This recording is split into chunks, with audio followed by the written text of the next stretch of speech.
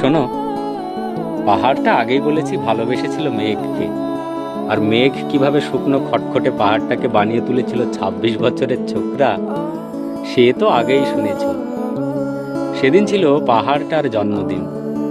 পাহাড় মেঘকে বললে, আজ তুমি লাল শাড়ি পরে আসবে। মেঘ পাহাড়কে বললে, আজ তোমাকে স্নান করিয়ে দেব চন্দন জলে।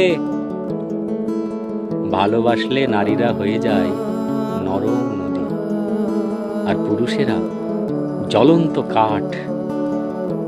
সেইভাবেই মেঘ ছিল পাহাড়ের আলিঙ্গনের আগুনে, পাহাড় ছিল মেঘের ঢেউ জলে। হঠাৎ আকাশ জুড়ে বেজে উঠল ঝড়ের জগঝম্প। ঝাঁকড়া চুল উড়িয়ে ছিনতাইয়ের ভঙ্গিতে উড়ে এলো এক ঝাঁক হাওয়া।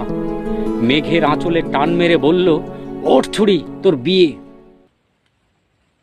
গল্পটা এখনো শেষ হয়নি।